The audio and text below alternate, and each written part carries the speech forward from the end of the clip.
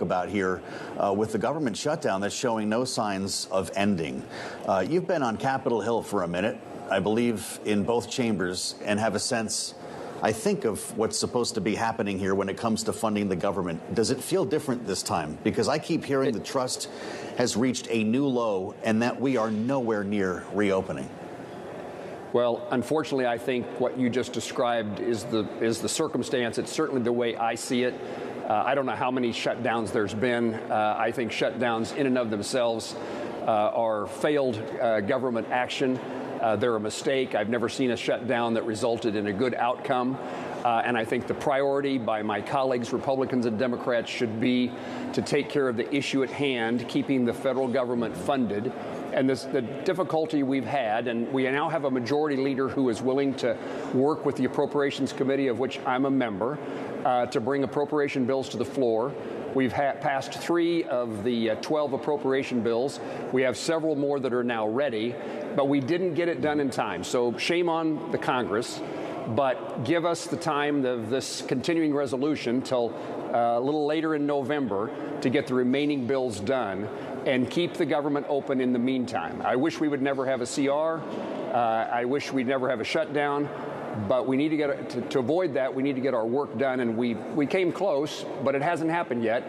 And the shutdown, and I gave remarks on the Senate floor today. I chair a subcommittee, and I'm an appropriator for the Department of Transportation, particularly Aviation and Space. And I mean, there's just consequences. I've had individual constituents and others tell me, shut her down, it doesn't matter. But I pointed out today that air traffic control and safety is in jeopardy in the sense that our air safety system is so fragile. I know this because of the plane from Wichita, Kansas on January the 29th and its crash at the Reagan National Airport.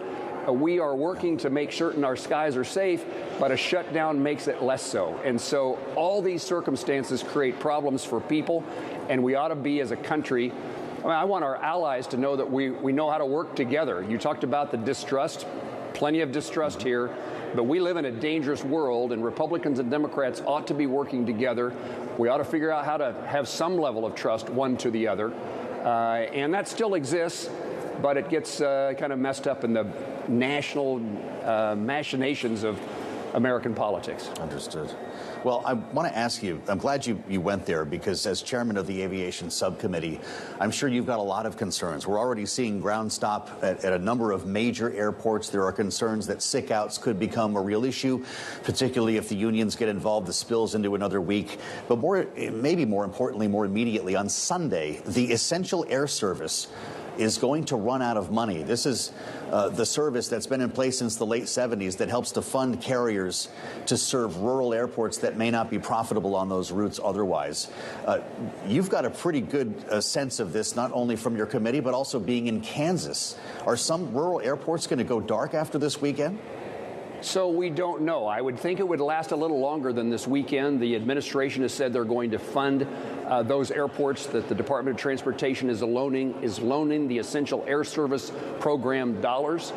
But that's not, that doesn't continue forever. And I would guess some of our listeners would not know about the Essential Air Service Program, but when the airlines were deregulated, money was set aside to make sure that our small airports had commercial service too. There are 5 of those airports in Kansas. It matters in getting to the doctor, getting doctors into the community. It matters in just business travel, and the economic benefit of air service to a small town is huge. And so we're advocating, I've introduced legislation previously to protect those funds, to make sure they're available.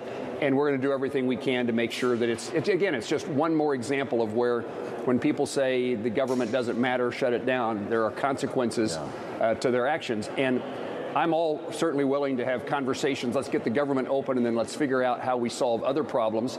You know, as a Kansan, you talk about where I come from.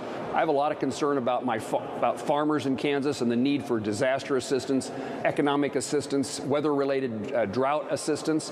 And that's something we could be demanding be on the continuing resolution, just as Democrats are demanding that Affordable Care Act credits are on that resolution.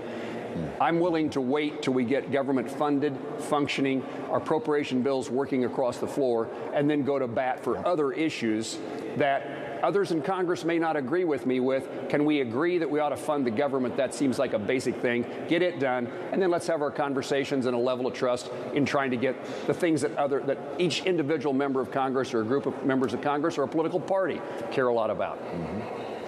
Senator, I'm glad you could come talk to us. Come back and talk to us about the veterans next time. You're, of course, chair of the VA committee in the Senate, and we appreciate your view. Jerry Moran of Kansas, thank you so much.